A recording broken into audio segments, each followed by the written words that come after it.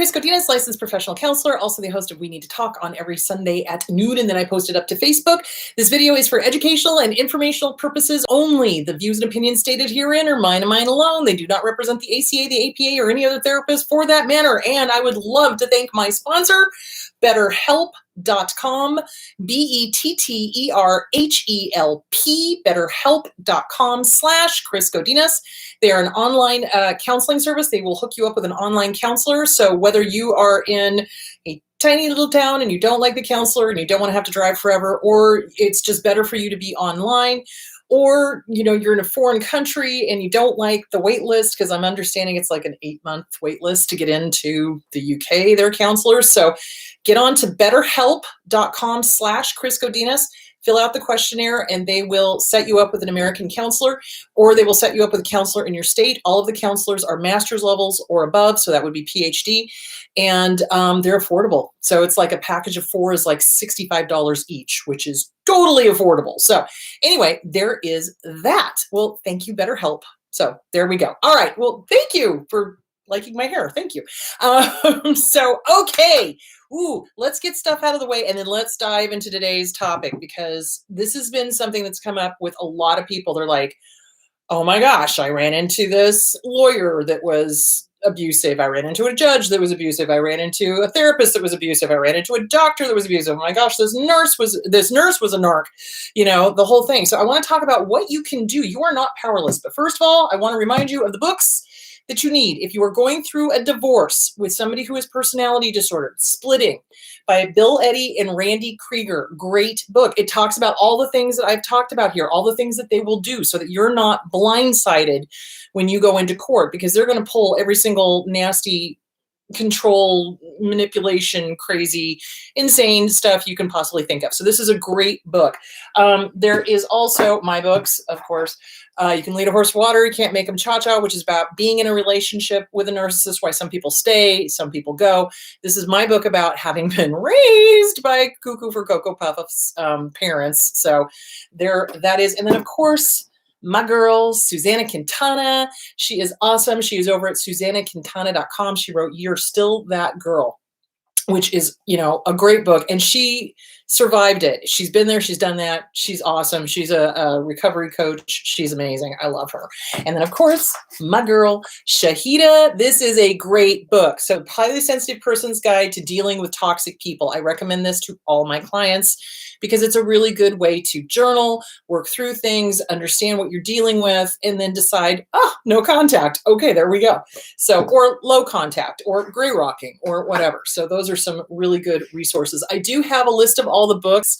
I post them periodically in the comments, but they're over on Facebook. They should be pinned to the top of the page. If you guys have got questions, please leave them in the comments here, the chat here, because that's what John does is he then copies and pastes and everything. And then I will answer them when if I don't hit them today, then I will answer them on the midweek one. So I can, get those questions answered. Or if you miss the live chat, you can put them down in the comments, or you can go over to Facebook and you can instant message and leave me a message there.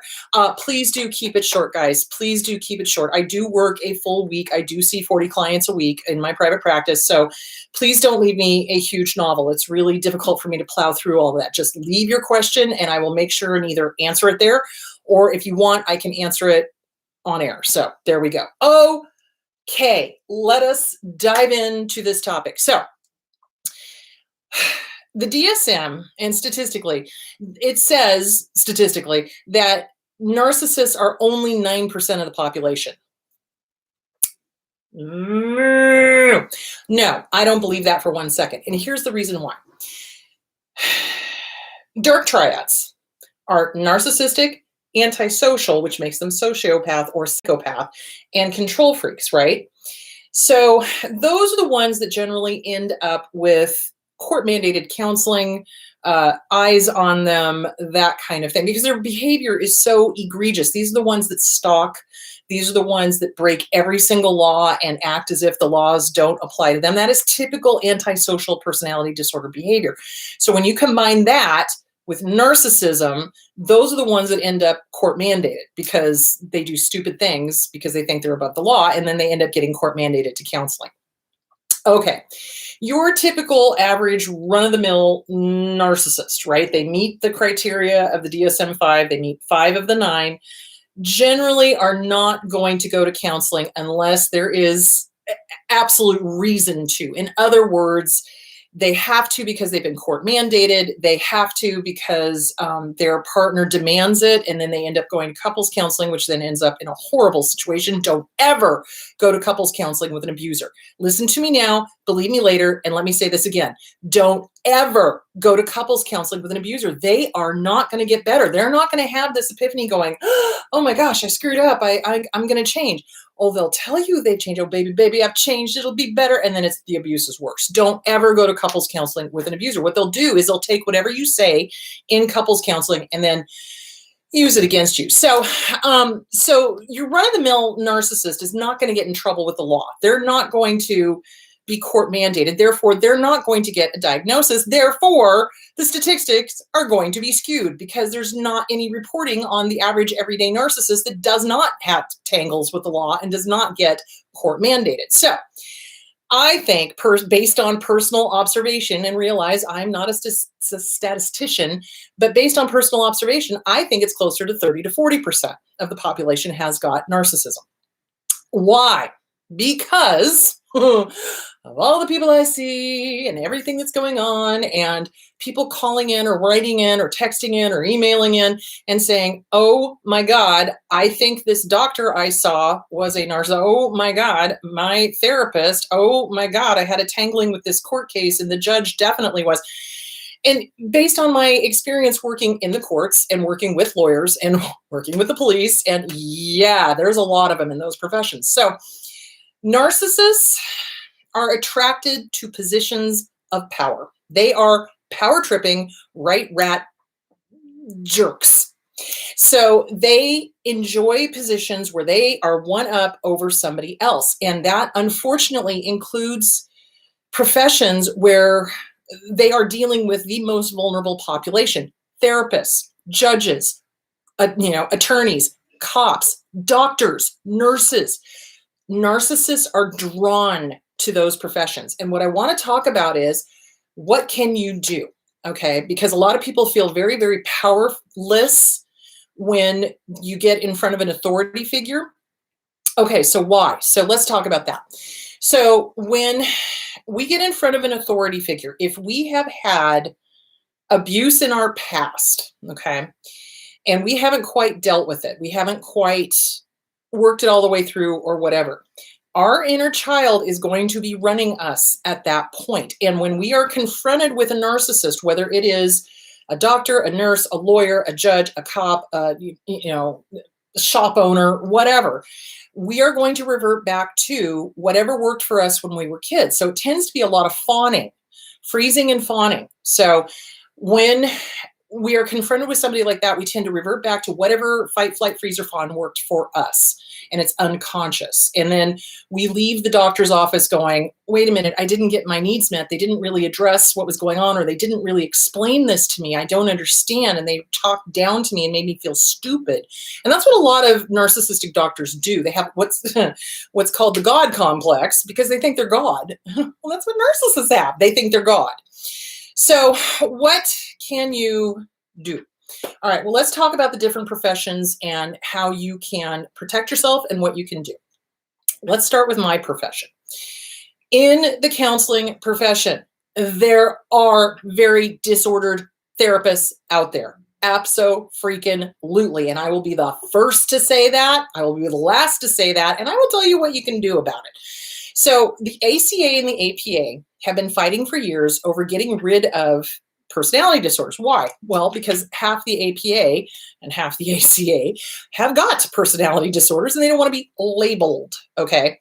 So this is why it's really important to speak up, talk to your therapist, and just be like, no, being able to identify what was going on with me is healing. Thank you. And as a target of abuse myself, being able to identify, oh, these behaviors, oh, that was my abuser. Holy crap. It's not me. It's him. Holy crap. My dad. So, yeah. So they wanted to get rid of the labels, the personality disorders. So in going through and working in this industry, I have met some really great counselors, but unfortunately, I've also met some counselors that had absolutely no business being in my profession. And they came into the profession for all the wrong reasons. So, how to protect yourself? Whew, trust your gut. Trust your gut. Therapists are not God. Doctors are not God. Cops are not God. Judges are not God. They think they are, but they are not. And if something feels off, trust that. So, for example, if you look at the number one thing that therapists get dinged for, it is for dual relationships. It is for inappropriate sexual contact with their client.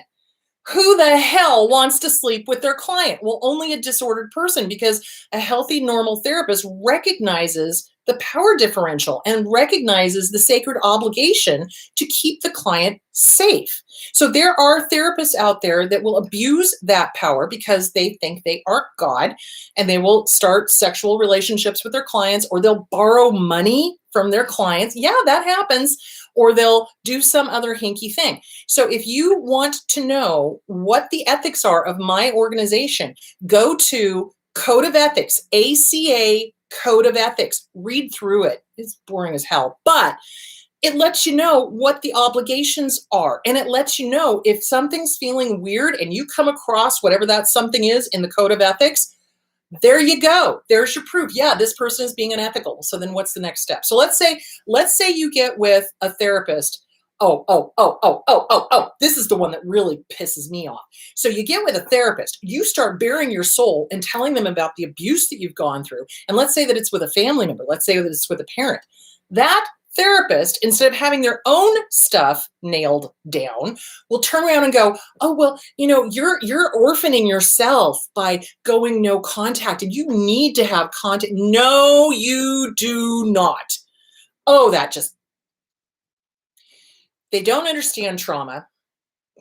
They don't understand abuse. They haven't had that experience of having to go no contact. Oh boy, I'm just on fire, and I can't swear, and I really want to. So they haven't had that experience of having to go no contact with a family member, or with an ex, or with a boss, or with anybody. And they're like, oh, that's not healthy. You need to stand in. No, you do not, mother clucker. Seriously. So they don't know what they're doing. They're outside of their scope of practice, which is in the ACA Code of Ethics, may I point out. So if you're doing trauma therapy and you don't know your ass from a hole in the ground, get the hell out of my profession. Seriously. And don't sit there and tell trauma victims that they need to be in touch with their abuser. That angers me so greatly. I can't even begin to tell you. So what do? So you get with a therapist. The therapist is giving you bad advice. First of all, okay, maybe it was an off day for a therapist. That happens to everybody. But if it's consistent, once is a fluke. Twice is a coincidence. 3 times or more is a pattern of behavior. I personally would not wait for the 3rd time. But, if they're giving you bad advice and things feel weird and you're like, oh, this just doesn't sit right. This doesn't feel right. Fire them. Fire them. Fire them. 2 words. Fire them. Like, you owe them nothing. But what I see happening a lot is I will get clients that come to me and will tell me these horrific stories of previous counselors. And I'll look at them and go, okay, you need to file a grievance with the AZA Board of Behavioral Health Examiners. And then they do. And, and then it goes through the process. But they were terrified to do it because this person presented like their abuser, or this person gave this sense of authority, or was condescending. That makes me angry, because how many of us have been condescended to being targets of abuse? Raise your hand. All of us. And so when we are confronted with somebody like that, we have a tendency to go, oh, well, maybe they're right. Maybe, that kind of thing. And no, trust your gut. Trust your gut. If this feels off, if you feel like you're not getting better, if you feel like you've been in therapy for like a month or 2 and nothing's really changing, then yeah, bring it up to your therapist. A good therapist will entertain that and go, okay, let's work together. What's not working? Let's change this. Let's change up the treatment plan. Let's do something different. Let's, that kind of thing. Now, realize when you're doing therapy, okay, you have to have your own stuff nailed down. Do you know how many therapists out there never have done their own therapy? Oh, you know what I'm saying. So they're walking around with their own issues that they have never dealt with, never acknowledged, never worked through, and they're projecting onto their client. Oh yeah, how damaging is that? Pretty damn damaging. Now, a good therapist will recognize, oh, wow, this is similar to something that happened in my life. Okay, I'm going to need to go work on this separately in my own time with my own therapist, not working it out here with the client. I am dealing with the client stuff. So projection, also transference, countertransference. So yeah. So and a bad therapist will project their own stuff onto the client. Or when a client projects their stuff onto the therapist, which happens, it does, a good therapist is able to go, oh, wait a minute. Oh, this is transference, countertransfer. Oh, I got it. Okay. This is not about me. Okay. So tell me more about this anger, and I've had that happen. I've had clients walk in and just in a bad mood and, sit down and we'd been working on the family of origin stuff and they started making progress and recognizing how, things were screwed up and things like that. And then they'll come in and be like, you're the problem. You're just like my mother. At which point I go, well, tell me more about that. How can I help you? Tell me more. What's happening? And eventually they start crying and it's like, no, I'm not mad at you. I'm mad at my mom. It's not safe to be mad at my mom. It's safer to be mad at you. So that's countertransference. So, and a good therapist will realize it's not personal. A bad therapist will sit there and take it personally and start arguing with the client. Brain aneurysm. Anyway, so the point being is that if you get with a bad therapist and if the therapist is breaking the ACA Code of Ethics, which all you got to do is go to Google, type in ACA Code of Ethics, read through it. It'll tell you what the Code of Ethics is. And like I said, it's not exactly an award-winning, oh my gosh, thrilling read, but it lets you know, is this person being ethical? Are they doing the right things? And if they are not, then you will go file a grievance with the AZA or the state board. So what you're going to do, because I'm in Arizona, so what you would do in Arizona is you would go to the Arizona Board of Behavioral Health Examiners and you would just fill out a complaint form. If you are any other state, what you will do is you will just go to that state, Iowa, Ohio, Wisconsin, Indiana, New York, state board for, and then look up therapists, counselors, et cetera, et cetera, et cetera. Same goes with psychiatrists. So psychiatrists, oh, man, I had this one client that was on, I kid you not, I think it was 20 different psychotropic meds. And I'm sitting there going, you don't need to be. Some of these are like, if they do the same job, why are you doing all of them? And it turned out the guy lost his license. He was overprescribing. Yeah. So, as a therapist, you have to trust your gut. If something looks wrong, and I always ask, what are you, what drugs are you on? What medications are you on? What are your docs prescribing to you? So I know what they're taking. And if it seems like this is an awful lot of, oh my gosh, very similar pain pills, sleeping pills, opiates, et cetera, then you want to, start investigating and start being like, you might want to not go to this doctor. I might want to file something because this looks hanky. So, okay. So there's the board. There are state boards for therapists. There are state boards for counselors. Okay. Okay. Doctors. Let's talk about doctors. So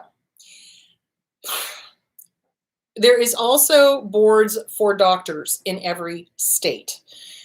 Doctors are not all of them.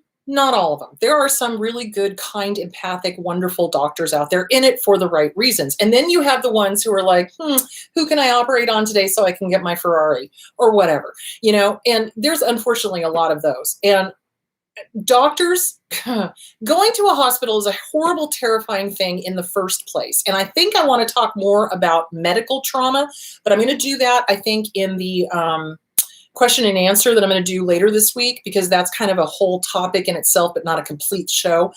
So going to a hospital is traumatic anyway. If you go to a hospital and you're having to have some surgery, and that's terrifying, and your doctor on top of that has got the bedside manner of a T-Rex, right? I was going to say Triceratops. I lost my mind. Anyway, it's not going to be comforting. It's not going to be safe. It's not going to be whatever. And they're very arrogant. They're very condescending, and they act like everyone doesn't know anything. So when people come to me, I love it when they have researched stuff. I love it that they're trying to educate themselves. I love it that they're trying to better themselves, right? If you go to one of these doctors and you say, okay, I looked up the symptoms, and of course they roll their eyes. Oh, WebMD, blah, blah. And I'm like, you know what, a-hole? Guess what? WebMD has actually helped a lot of people. Now, granted, it's also caused a lot of anxiety, but you know what? It's knowledge is power. I would rather walk in having a vague idea of what I'm asking about than to just walk in and blindly trust somebody I'd never seen before. So they will cop this attitude. They won't want you to research stuff. They won't want you to know what you're talking about. They want to be God. And a great example of that is about 8 years ago, I couldn't bend my knees. They started locking up on me, and I couldn't either unlock them, like to straighten them out, or I couldn't bend them.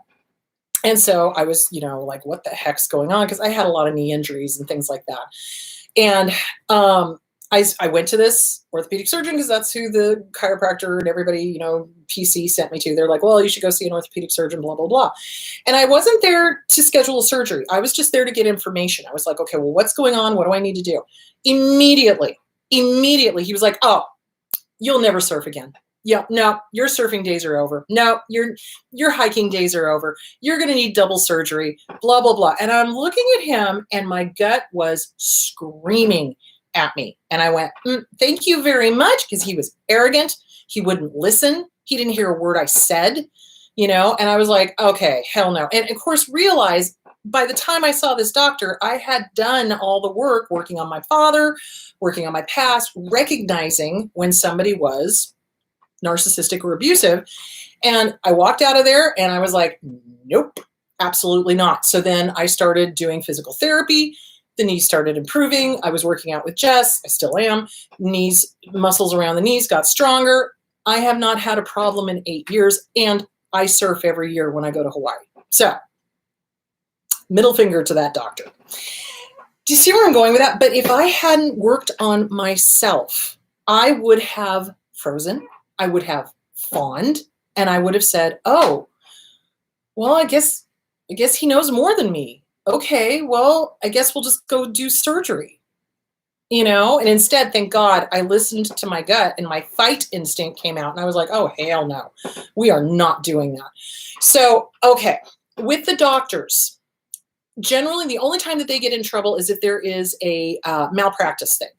So when you are looking up doctors, you want to look up reviews. How good are they? Have they been in trouble? And same thing with a therapist. Have they been in trouble with the board? And was the complaint something legitimate, or was this just, somebody who's not even a client, doing complaints because they're crazy? So you look them up, you look at reviews, you look at things. And if there is a problem with them, you file a complaint with the medical board. Absolutely. If they're doing anything unethical, they too have to abide by a code of ethics. And you will find them all throughout the medical profession. There are nurses like that. There's a reason why there's that, typical nurse ratchet kind of, stereotype, because there are nurses like that out there that are sadistic, that are narcissists, that enjoy harming people. And there are doctors out there that are sadistic, that are narcissistic, that enjoy harming people. They enjoy the power trip. And especially, oh my God, you guys, when I worked at the mental hospital, I worked at a mental hospital in Oregon, and I worked at the homeless shelter here in Phoenix. And there were narcissists out there that just, loved it, because they were dealing with a population that nobody cared about, that nobody was paying attention to, and they could abuse the crap out of them and nobody would notice. Yeah. So don't get me started. All right. So you can turn them into the medical board. You can file a malpractice suit against them. Absolutely. And nurses, you can file complaints against the nursing board for them.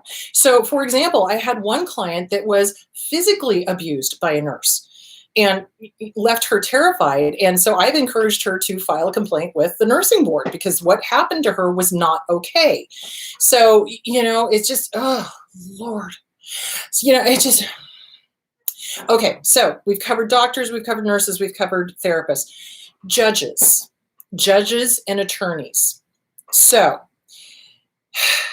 they think they're God. A lot of them are very narcissistic. Again, they have to adhere to a code of ethics. So again, look up the code of ethics for attorneys. Look up the code of ethics for judges. If you feel something is hinky, like they should have excused themselves from a case because they are personal friends with your ex, then you need to file a complaint with the state board. So what you do is you go to the state, not the state board, the state bar, sorry. So for attorneys and for judges, it's the state bar. I don't know why they call it a state bar. It should be the state board, but it's a state bar. So same thing. You file a complaint with that. With cops, same thing. It's like sometimes, a lot of times I've had really good experiences with police officers. A lot of them are really good. Every once in a while, though, you'll get a really bad egg. And what I do is I get their badge number and name and then file a complaint if I have to. So, and this is when I'm dealing with domestic violence and things like that. So, yeah, so you cannot be timid in this. If we are timid when authority figures are behaving badly, and if we do not say anything, if they're doing it to us, guess what? They're doing it to a whole bunch of other people, and they need to be stopped. They do. Bad therapists need to be stopped. Bad doctors need to be stopped. Bad judges need to be stopped. Oh, bad judges definitely need to be stopped. Bad attorneys, they need to be stopped because they harm people. They harm people, and they enjoy it. The narcissists enjoy it. They truly, I think I've told you this. I've had to do a couple of court cases, and I was on this one court case where I was explaining Stockholm syndrome because it was a parental severing thing.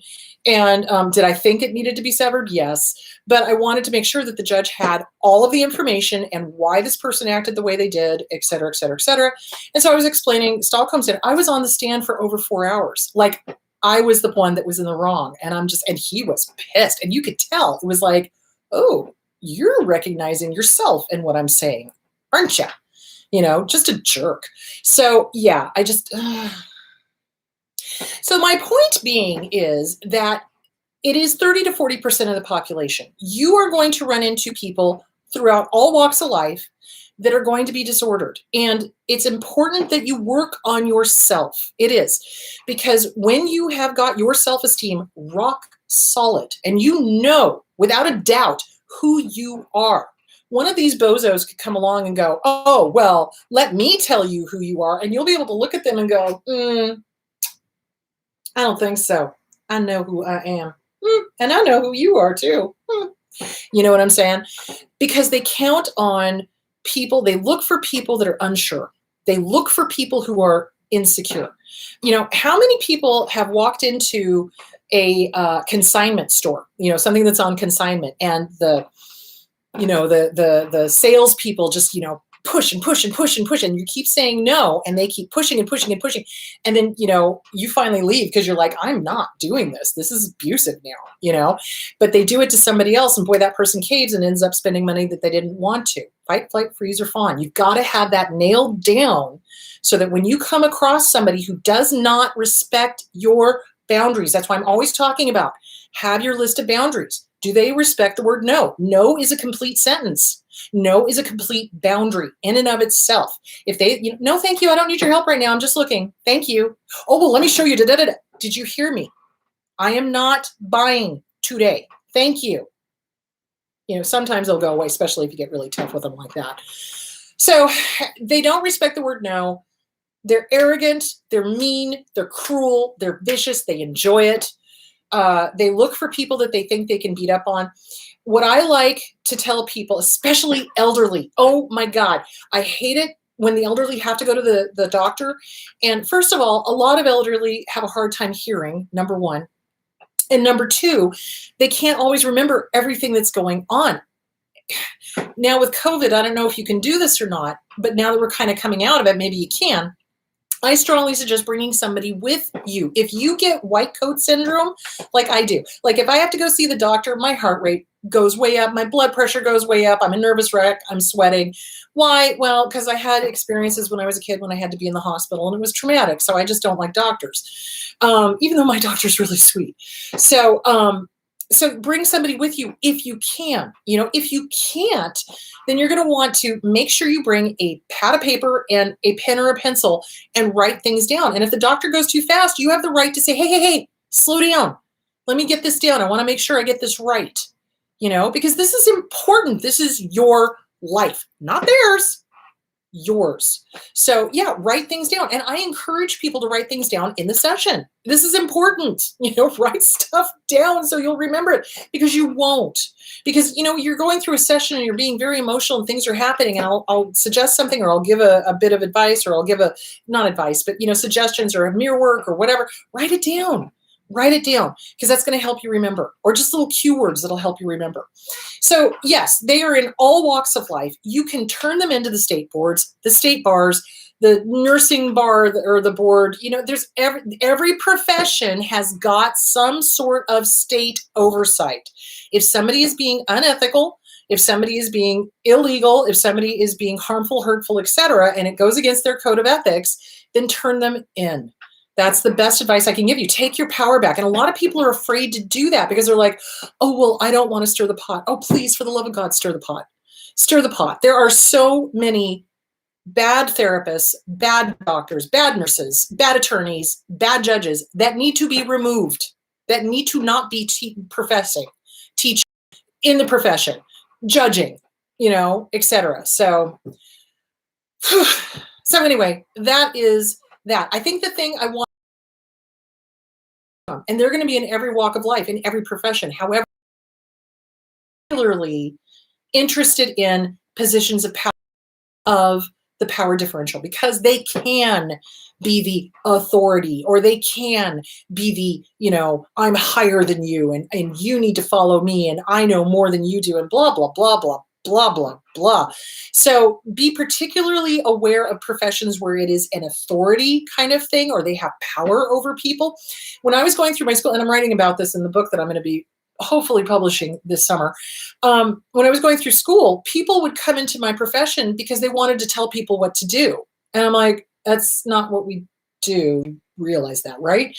They were in it for the wrong reasons. Or there was one that just blew my mind, was there, and during our ethics class, but why can't we date our clients after because the power differential, you dumb, oh my God, don't get me freaking started. What the hell's wrong with you? Seriously.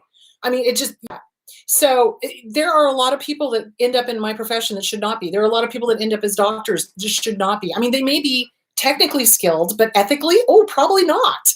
So yeah, so it's just, they're everywhere. They're everywhere. So you just got to have your guard up. You got to have your list of deal breakers in place. You've got to have your self-esteem rock freaking solid. Like rock freaking solid.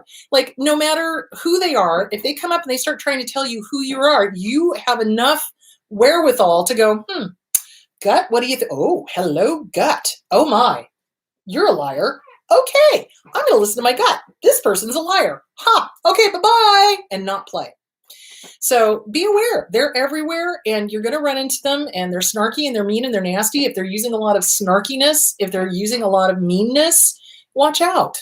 Watch out. That's one of the keys of what I've noticed is your everyday run-of-the-mill narcissist is they're snarky. They're snarky, and they think they're better than everybody else, and they think they know it all, and they're just nasty, nasty pieces of work. So it's not you, it's them. So do work on your self-esteem. Do make sure your self-esteem is rock solid. Do make sure you have your list of deal breakers, and trust your gut. If you're in with a therapist and it feels weird, if you're in with a doctor and it feels weird, if you think the judge should have excused themselves because they have a personal relationship with your ex, then file a complaint. Abso-freaking-lutely. Trust your gut always. Okay, I went over. Let's do questions. Okay, here we go. All right. Oh, wow, there's a lot of them. Any advice about how to not shame yourself after having fawned in public? I always think people could tell, and then I'm pathetic. No, you are not pathetic. So remember, amygdala, left side, right side. Fight, flight, freeze, or fawn. This little guy is 3 O's stupid. It cannot tell the difference between a real threat, a thought about a real threat, daydreaming about a threat, an emotional threat, a thought about an emotional threat, some real stuff that happened in the past, or something that's happening right here and now. So this little guy will revert to whatever we normally do. Okay, now I've always pretty much been either a fighter, a flighter. I think fawning is the last on my list. But, we go back and forth depending on the situation and depending on the abuse and depending on the abuser and what was going on, et cetera, et cetera, et cetera. So fawning is just part of the fight, flight, freeze, or fawn. It is simply an autonomic response to danger. Do not make yourself wrong, please. Please, please, please do not make yourself wrong. This is what we do. So my first response, middle finger, I'm out of here, see ya. Fight, then flight. So no, hun, people can't tell. And if they do, it's like, why are you paying that much attention? But, and the truth of the matter is we all have a knee-jerk reaction to danger. We do. Some of us are fighters, some of us are flighters, some of us fawn, some of us freeze, and there's nothing wrong with any of those. It's just that if we're not conscious of it, and we do it as a knee-jerk reaction rather than here comes the fight, because that's what happens to me. I literally hear, here comes the middle finger. It's like I can tell I'm just about to go off on this person. So, and then I make a clear choice to be like, that was an interesting diagnosis. Thank you very much. I'll take it into consideration. Bye. And then I'll be like on the way home, mother clucker, and just let them have it in my car. So you're not pathetic. Please, please, please do not beat yourself up. We all have knee-jerk reactions to fear. It's recognizing those knee-jerk reactions to fear, which is where the journaling, the therapy, the working on the book, CPTSD from Surviving to Thriving by Pete Walker, wonderful, read it. The Disease to Please, Harry Breaker, Self-Esteem Workbook, Glenn Schiraldi, Radical for Self-Forgiveness by Colin Tipping. That's a great book. Also Radical Forgiveness, which is about forgiving others, also by Colin Tipping. So it's really important never to shame yourself. We've had enough shame. We have had enough shame. The shame belongs to your abuser. You don't. This is a great saying that I love to tell my clients when they start beating themselves up. Sweetie, there are hundreds of people out there that just want to kick you in the ass. Please don't you be one of them. Do you see where I'm going with that? Don't kick yourself down. Don't make yourself wrong. We have this automatic response. It's just a matter of working on it and becoming aware, becoming conscious, becoming mindful of how we respond to danger. And then we can choose whether we're going to go with it, right? Or whether we're going to go, I'm going to my car and then I'm going to scream obscenities at you because you, sir, are a douche bag. Do you see where I'm going with that? So yeah, so don't. You're not pathetic. You're not. Don't you put yourself down. That is just your natural knee-jerk response. Let's start working on the mindfulness of it. What can you do when you realize that you're falling? So like for me, when I realize I'm about to go into fight mode, rather than go into fight mode, I, okay, thank you. Next, you know what I'm saying? So yeah, don't ever put yourself down, sweetie. How do you handle running into the ex-narc in public when they are laughing and insulting you and others? You ignore them. You ignore them. Oh my Lord, what they want is a response. You give them the 1,000-mile stare, like you're looking right through them and you don't even see them. You just don't. You don't give them. They're looking for the narcissistic supply. They are looking for the response. They're looking for the upset. They're looking for the anger. So you're going to gray rock. You're absolutely going to gray rock and ignore. Gray rock and ignore. No emotional response whatsoever. Let them. They look stupid. Putting people down. Life is too short. I don't know if you all have noticed this, but life is too short. And you can't change them. And they're looking for that response, so don't give it to them. Narcissists need attention like the rest of us need air, okay? So it's really, really important that you do not give them any attention. You starve them of that attention, and eventually they'll stop trying because they realize they're not going to get it from you. Okay, my mother is narcissistic, mean, and alcoholic. I am so sorry. She completely ignores healthy boundaries I've tried to set.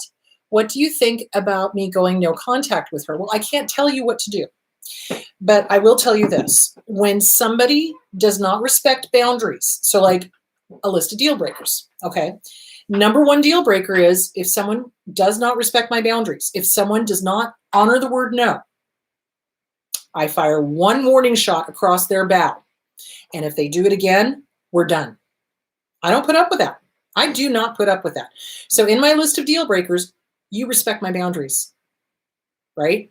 No gaslighting, no lying, no cheating, no stealing, no rewriting history, no drama, no bull. You know what I'm saying? It's like, I'm not putting up with any of that. And I will give you exactly one warning to let you know this is not okay. And then if it happens again, we're done. So, I can't tell you whether you go no contact or not. That is entirely up to you. Some people are perfectly okay with it. And that would be what I would do. It's like if somebody's abusive, they don't respect boundaries, they're done. I'm done. I'm done with them. Other people, though, they feel uncomfortable doing that. And that's perfectly okay, too. It depends on your comfort level. So some people, what they do is they go very low contact. And they just make sure to keep the person at arm's length, and they seem okay with that. And that's fine. Other people, they have to go absolutely no contact because the damage keeps happening to them. So if you keep getting damaged, then there's a clue. Maybe no contact is a good way to go. If you feel guilty going no contact and low contact works for you, then do that. So it's up to you. Do a pro and a con list. What are the pros of going no contact? What are the cons of going no contact? What are the pros of going low contact? What are the cons of going no contact? So that's the best way to figure that one out. How do you redevelop that gut instinct after lifelong abuse? You start with things you know. So for me, and I know a lot of you guys have heard this already, but I'm going to say it again. I hate peanut butter. I hate it. I'm sorry. I hate it. I hate peanut butter. It's the texture. I like the taste. I just don't like the texture. The texture's blah, blah, blah. Don't like it. So if I ask my gut, hello gut, do you like peanut butter? It's literally like this, blah. No, I do not like peanut butter. It's a visceral kind of thing. It's like my gut kind of tenses up and goes, ugh, no. But do you like Reese's peanut butter cups? Because I love Reese's peanut butter cups. And my gut's like, yeah, absolutely. Okay, I don't like peanut butter, but I like Reese's peanut butter. I don't, whatever. But that you start with something that you already know the answer to, both yes and no. So I don't like peanut butter. Gut, do you like peanut butter? Ugh, no. Do I like Reese's peanut butter cups? Ooh, yes. And it's a different feeling. And you just start feeling what's in your gut. So a great book for starting to feel your body is, The Body Keeps Score by Bessel van der Kolk. Why? Because we keep trauma in our bodies. We absolutely do. That's where the body armoring comes from. We get traumatized and we start tensing up. That cortisol starts flowing through our system and we try to keep ourselves safe, and so we get body armor. It's the muscles trying to keep us safe because we're in constant fight, flight, freeze, or fawn mode when we are in an abusive situation. So that's how you start developing your gut instincts, is you start listening to it. You start practicing. If you're somewhere, okay, gut, how does this feel? Is this area safe? Yes or no? Oh, it's safe. Okay, good. Or, no, something feels off. Okay, trust that. And then leave the area. Start practicing. It's going to take, it's a muscle like any other thing that needs to be worked, that needs to be listened to, that needs to be strengthened. And so it's like anything else. The more you do it, the stronger that instinct gets. So practice. Okay. Hi, Chris. How do I deal with being overworked at my job? Oh, Lord, that's a good question because a lot of people have got that issue. You would not believe the number of people that have been asking me that question this week alone.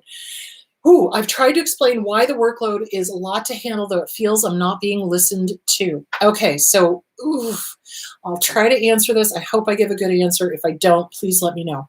So what I've come across, especially in this week, hang on,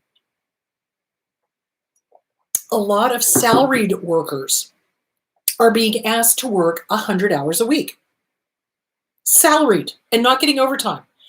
And I looked at them and I said, you're lowering your own worth. You are lowering your own worth. Every single time your boss demands that you work over 40 hours a week or, 45 at the most, you're lowering your value per hour of what you're doing. So yes, you're getting this great salary, but it works out to less than, $6 an hour by the time you're, doing 100 hours a week, which is stupid. It'll burn you out. It'll kill you. Literally, it will kill you because you can't keep going at this pace nonstop, and I see a lot of employers demanding that, which is stupid. It's like killing the goose that laid the golden egg. You want good workers, and you want good workers that want to be there. So why, in God's green earth, would you abuse them and burn them out and force them to quit forcing you to then have to go get more workers. It's crazy. And again, I honestly think a lot of these corporations and a lot of these, big conglomerates and things like that are run by abusers, because only an abuser would sit there and demand that they work 100 hours a week. Meanwhile, they're out on the golf course, or they're off in Cancun, or they're off, whatever. So, so how do you deal with being overworked? So what you can do, oh Lord, this is such a hard one, because a lot of these places, you're right, are not going to listen. You could try going to the immediate boss and you could say, okay, I'm salaried. Every time I have to work over 45 hours or 40 hours, it lowers my worth. I'm not going to do that anymore. And they may just turn around and say, and of course, this is a right to work state. So total misnomer, that one. So all a right to work state means is that either one of you can fire the other one for any reason at any time and not give a 2-week notice. That's really all a right to work state is that you can leave the job, they can fire you, and you don't need any notice or any explanation, and vice versa, which is stupid. So you could try talking to the boss, and do it in emails. You want everything documented, especially if you're dealing with somebody who is narcissistic and or abusive. So do it in emails so that you have a documentation of how this went. And they very well may just ignore it, or they may say you're a troublemaker and then fire you or make you leave. I've seen that too. Either they'll overload, or not give any hours, not give any hours, not give any hours, and the person ends up having to quit because they can't make a living. So, if it feels like you're not being listened to, I would start first with a documented conversation with the one above you. If nothing happens there and it's continuing, you could try going above them. You could try going to HR. HR is there, though, to protect the company, not to protect you. Remember that. The other thing you can do is start looking for a different job, because it's not worth it. Honest to God, if they are running you, workload is too much. You're never going to be able to meet the deadlines. You're never going to be able to finish. They're going to use you as a scapegoat. Get the hell out. Find a different job. Do try, though, with the documentation first with the upper, and then maybe the upper over that. If that gets you nowhere, look for another job. And it's hard, because I see a lot of corporations and companies, especially here in Arizona, just being very hinky about, how many hours people are working and things like that. Okay. In a work setting as an employee, if a supervisor talks to you like you're dumb, even though you do your job and hard work, how should I deal with that supervisor? Well, again, you could do, an email, like, per our conversation, I felt condescended to. I just wanted to make you aware of that. I know that was not your intention. You could do that. But if they really are a narcissist, they're never going to apologize. They're never going to admit they've done anything wrong. They are God in their own eyes. They're a legend in their own mind. You could, if nothing resolves, again, you could go above, or you could just start looking for another job. So yeah, it's the work situation is really sucky right now. I don't like what I see happening. And what I see happening is people being taken advantage of, corporations not looking out for their workers, et cetera, especially, like I said, here in Arizona. Hi, Chris. How do therapists deal with transference from clients, especially if it is of a sexual nature? You acknowledge it. So I've had plenty of clients, especially when I worked at the homeless shelter, that would have a crush on me, fall in love with me, et cetera, et cetera, et cetera. And what you do is you just go, yes, I see this, I hear this, and I am your therapist, and this is not going to happen. It's like boundary, So it's you just acknowledge it, and if it's you're attracted to the client, well, then that's something you need to deal with your therapist. It's like, what the, so yeah. So it's never, if the client is coming to you and saying, oh my gosh, I'm really attracted to you, blah, blah, blah, that's when you go, okay, yeah, I understand that. And let me make very clear, this is a boundary. And if you have to, you may sometimes have to refer them out. If you're feeling sexual for the client, which is, yeah, then you need to go talk to your own therapist about this, because that, to me, it's like there's just such a Power differential. It never, because it's like, no, it's just no. So, but yeah, you want to go talk to your own therapist about that for sure. All right. I need help contacting my inner child. She is still not feeling safe enough to show me herself. How do I convince her that I am safe and will take care of her so she can come out and heal? Talk to her. Just talk to her. Just talk to her. When you're doing the mirror work, hi, little one, how are you doing? Just wanted to say hi. I just wanted to let you know I'm here to protect you. Guided imagery. That's another thing I love to do, is that I will take people through guided imagery. So a wonderful one to do is, imagine you are someplace really beautiful and really safe. For me, it's always the beach. So imagine you are someplace really beautiful and really safe. Could be the mountains, could be a beach, could be a meadow, could be a room, could be a porch, and you're just sitting there.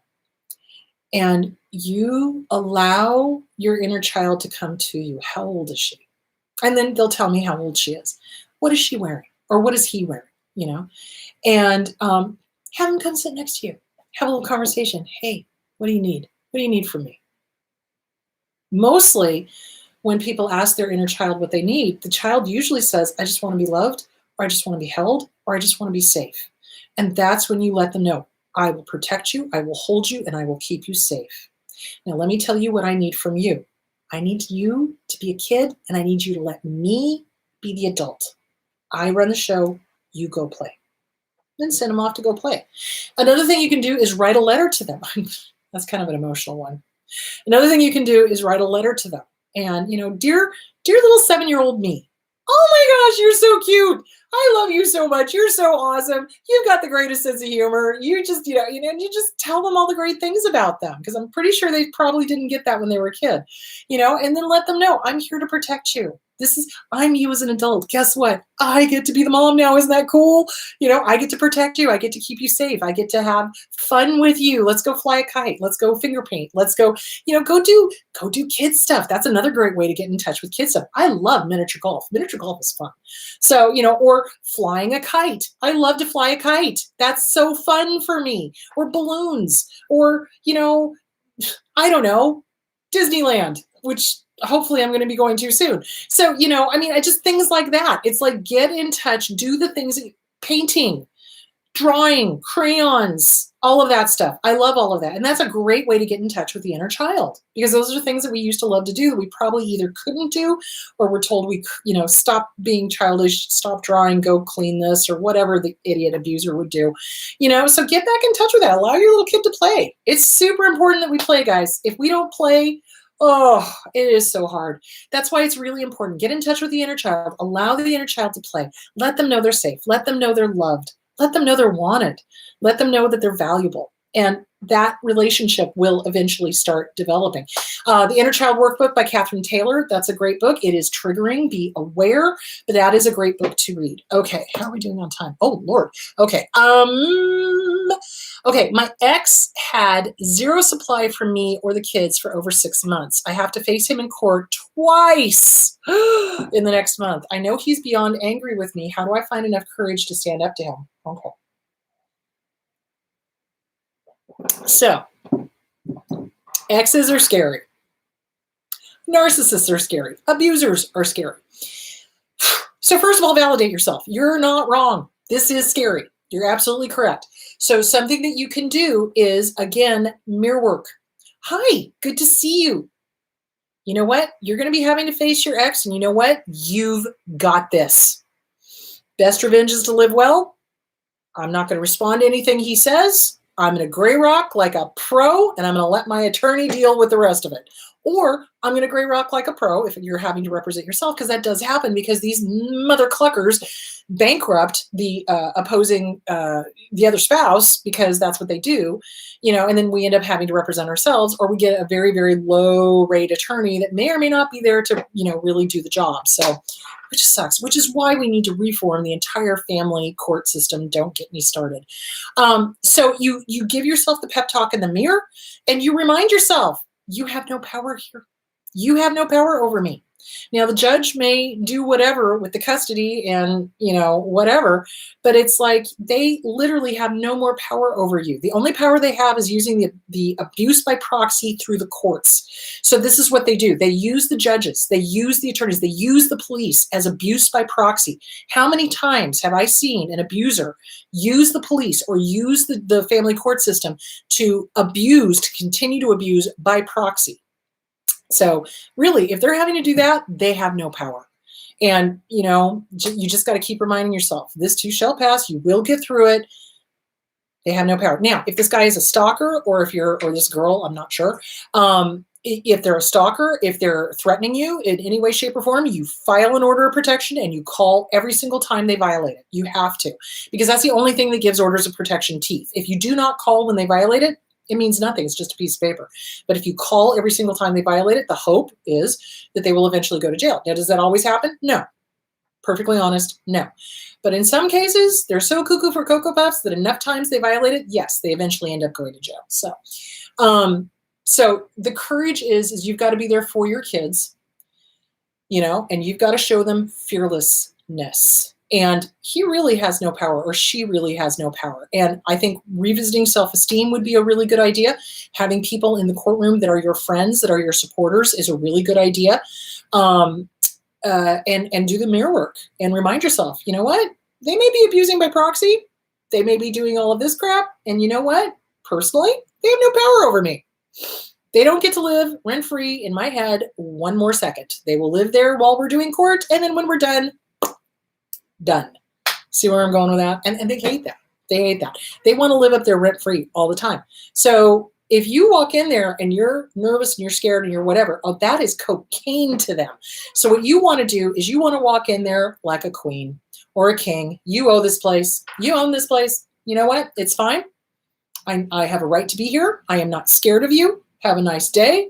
And by have a nice day, I mean go pound sand sideways with an unlubricated baseball bat. You know what I'm saying?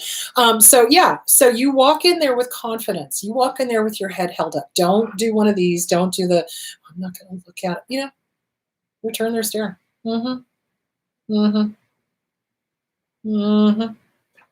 Are we done? Yeah, they can't stand it when you don't have an emotional response. Don't give them an emotional response. Have confidence.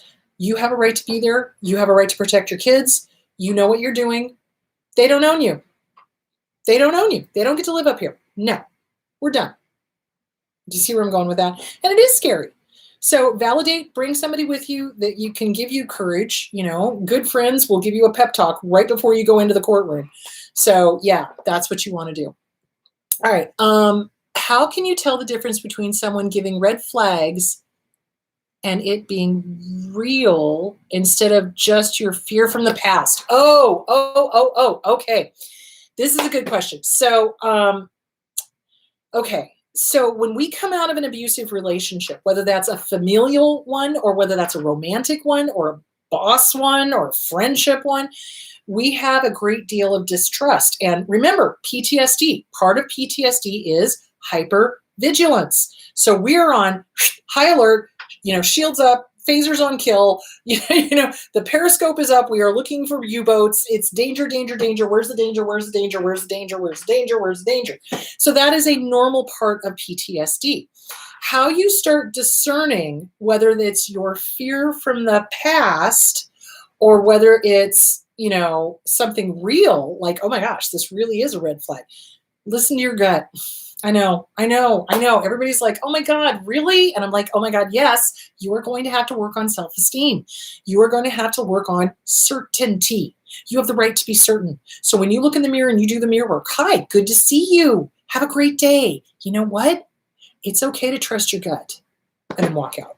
So start working on that. Start working on trusting your gut. That's going to be the indicator of whether it's real or whether it's your fears. Why? Because the head and the heart tell stories. They did blah, blah, blah, well, yes, but no, but what about this and over here and what if and da da da da da. No. Gut is a simple yes or no answer to a yes or no question. Start listening to that, not to these guys. So you're going to practice, and work on your self-esteem, work on boundaries, work on certainty, get your list of deal breakers. If these people start breaking a deal breaker, like I said, one warning shot across the bow, they do it again. Have a nice life. And by have a nice life, I mean go pound sand. You know what I'm saying? So yeah, that's what you want to do. So that's how you tell the difference. And it's normal to be paranoid. I mean, I am, because of my family, I am a very suspicious person. It's like I don't trust immediately. I don't. It's still to this day. I'm always looking at like, what's the agenda? What's the ulterior motive? It's kind of like being from Missouri, the show me state. It's like, show me you're trustworthy. Show me this is safe. Show me this is okay. And, that's just a part and parcel of having been in an abusive relationship. But it's also a good idea to always check in with your gut, because sometimes the irrational fear turns out to be real, and that's why you got to listen to your gut. And every time I have not listened to my gut, it's always been a problem. When I listen to my gut, things go well. So start practicing listening to your gut, trusting your gut instincts. Is this person safe or not? Is this person breaking deal breakers? If they're breaking deal breakers, be done. That's a clear indication that no bueno. You don't need them in your life. Absolutely. I think this one is going to be the last question. How do you start a support network when you do not know anyone? How do you find your tribe? So, okay. Whew. So outofthefog.website is a great place for support groups for people that have been narcissistically abused. The other thing of it is you do things you love. You do things that light your own fire. You do. So like if painting is your thing, go do painting. If hiking is your thing, go find a hiking group. If poetry is your thing, go find a poetry group. Now, are you going to find abusers in all of those groups? You might, because like I said, 30 to 40% of the population is more likely the real statistical number than 9%. So, but again, you start with what you love, like-minded people. You find like-minded people and you do things that you love. And out of that, you will meet other people that are very similar. It's like in doing this, I have met some of the coolest people on the face of the frickin' planet, both survivors and other, clinicians and other life coaches and things like that. And it's awesome. And it's wonderful. And especially now that, I'm looking at touring again, it's like, wow, this is great. I get to be social. Yay. So you do things you love. And that is how you find your tribe. For me, I love psychology. I could be doing this 24/7 and perfectly happy. In fact, you're gonna laugh. I was out at lunch the other day and there was this older couple and they were complaining about some family member, and clearly the family member was like really disordered. And I was like, don't go over there. Not your client. They don't need you. If they want a therapist, they can look it up. Because I'm just like, oh, but I could. No. So yeah, I mean, it's like find what you love. Do that. You will find like-minded people, and like I said, this last weekend, I was actually able to go out with my girlfriends, Lourdes Ionello, who's a counselor, and Anna Smith, who's also a counselor. First time I'd seen them in a year and a half. And so, we just talked shop the whole time. It was very personal, So yeah, find what you love, do what you love. It's going to be good for you anyway, and it will hopefully, you'll meet like-minded people. So, all right. So next week, I want to talk about sabotage, both self-sabotage and other sabotage. So I've had a lot of people writing in going, oh my gosh, I'm getting sabotaged by my ex, or I'm getting sabotaged by my parents, or I'm getting sabotaged by whoever. And then also people writing in going, I keep shooting myself in the foot. What the hell? So I want to talk about sabotage. I want to talk about self-sabotage and other sabotage. So we'll talk about how to stop that, how to stop both of them. So, all right. So there is that. All right, my loves, have a great week. Thank you for tuning in. Please do share this with people who need these videos. If you know somebody who's being abused, if you know somebody who is in a bad relationship and could benefit from these videos, please share them. Please share them. Please share them. My goal is to educate as many people as possible so that when one of these disordered abusers walks into their realm of existence, you're going to be able to go, I know what you are, sidestep, and they sail on past. So that's my whole goal. All right, kids, have a great week. Thank you to my sponsor, betterhelp.com/Chris Godinez. John will put that in the description below. Have a great week, guys. Be good to yourselves, be good to each other, and I will talk to you later. Bye.